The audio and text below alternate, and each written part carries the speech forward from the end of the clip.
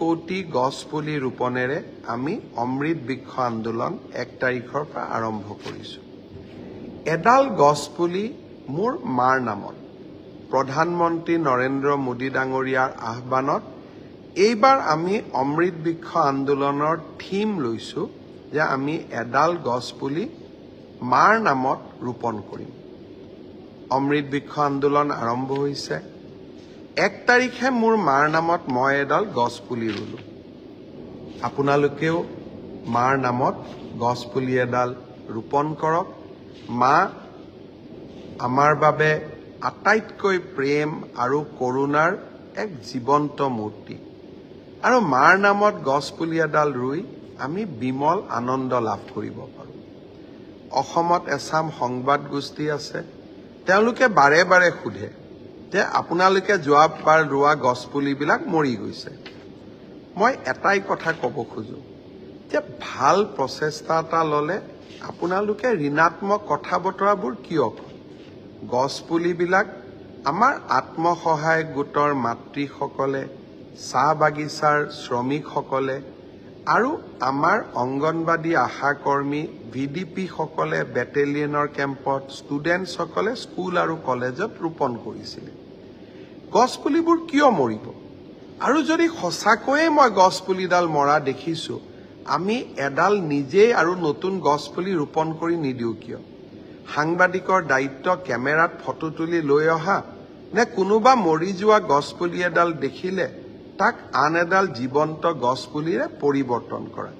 1 কোটি গছপুলি ৰক্ষণাবেক্ষণটো মুখ্যমন্ত্ৰীয়ে দিব নোৱাৰে।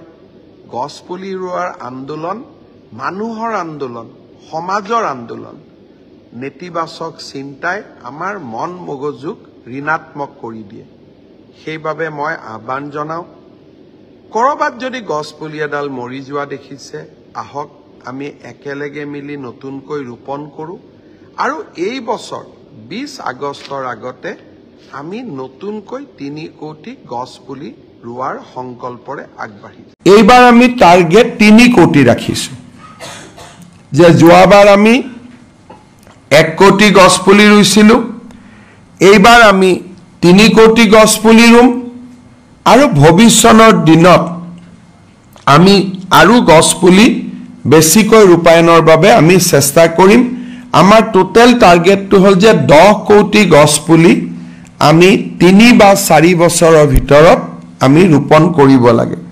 আৰু 10 কোটি গছপুলি যদি আমি ৰোপণ কৰিব পাৰোঁ, তেতিয়াহ'লে মই বিশ্বাস কৰোঁ যে ইন নেক্সট 5 to 6 years আমি পৰিৱেশৰ ওপৰত এটা যথেষ্ট পজিটিভ প্ৰভাৱ পেলাব পাৰিম।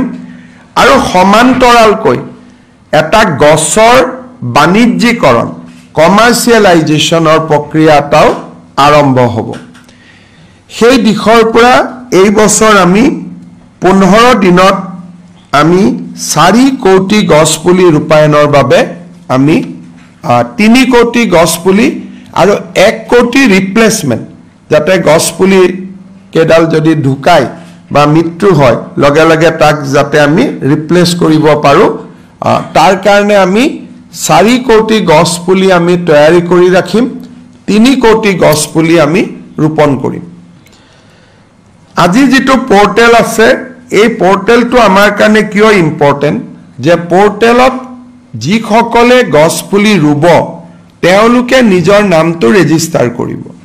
ৰেজিষ্টাৰ কৰিলে গছপুলি ৰোৱা ফটোখন আমি আপলোড কৰিব পাৰিম এগেইনষ্ট দ্য ৰেজিষ্ট্ৰেশ্যন নাম্বাৰ। তেতিয়া আমাৰ ধাৰণা থাকিব যে হয় এওঁলোকে গছপুলিটো ৰোপণ কৰিছে। আৰু সেই মানুহজনৰ নামত বা সেই ব্যক্তিজনৰ নামত এই গছপুলি কেইডাল অংকিত হ'ব। আৰু 16 বা 17 তাৰিখে পুলিবিলাক আৰ্টিফিচিয়েল ইণ্টেলিজেন্সৰ জৰিয়তে আমি কেলকুলেট কৰি আমি আপোনালোকক ক'ব পাৰিম যে একজেক্ট কিমান গছপুলি ৰোপণ কৰা হ'ল।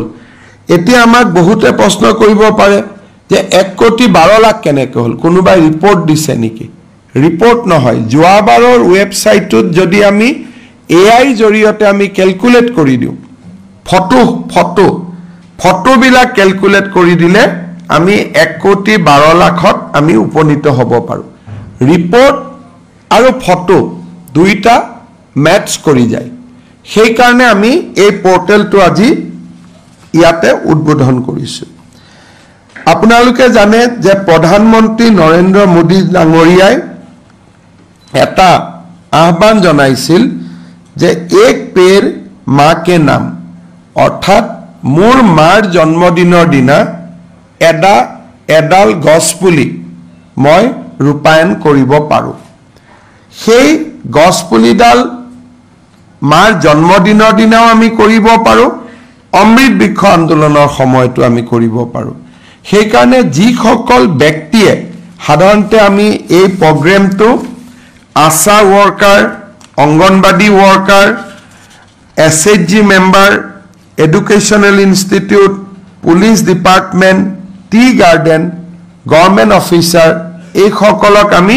ইনভলভ কৰো এইবাৰ আমি army air force Assam rifles ডিফেন্সকো আমি ইনভলভ কৰিছো আৰু লগত যি সকল ব্যক্তিয়ে প্ৰধানমন্ত্ৰী মোদী ডাঙৰীয়াৰ এক পেৰ মা কে নাম এই কাৰ্যসূচীত নিজক জড়িত কৰিব খোজে তেওঁলোকে ব্যক্তিও যদি এই কোনোবা এসএইচজিৰ মেম্বাৰ নহয় কোনোবা স্কুলৰ ষ্টুডেন্ট নহয় কলেজৰ ষ্টুডেন্ট নহয় কোনোবা অঙ্গনবাদী নহয় আশা নহয় পুলিশ নহয় ডিফেন্স পাৰ্সনেল নহয় এনজিও নহয় মই এজন ব্যক্তি কিন্তু সেই ব্যক্তিজনেও পোৰ্টেলত ৰেজিষ্টাৰ কৰাৰ কাৰণে সুবিধা পাব এই গোটেই আন্দোলনটো আমি বিভিন্ন ফৰেষ্ট ডিপাৰ্টমেন্টে বিভিন্ন সংস্থাৰ সৈতে জড়িত হৈ ৰূপায়ণ কৰে ইয়াত এই যেটো জনভাগিদাৰিত্ব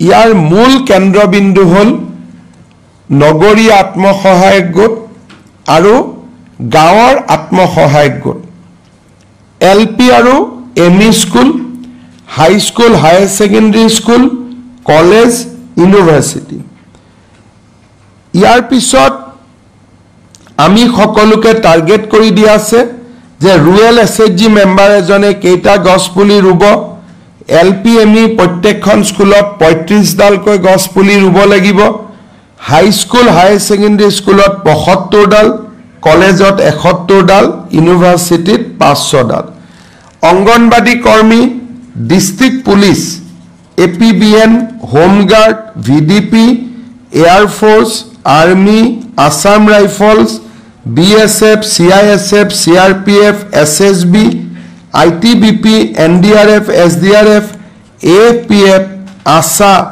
চাহ বাগিচা small tea growers FPO farmers produce organisation FPC farmers NGO আৰু এটা আদাৰ্স এই গোটেইখিনি আমি হিসাব কৰিলে 3 কোটি টাৰ্গেট এটা আমি পাব পাৰো জিলা ওয়াইজও আমি টাৰ্গেট বনাই দিছো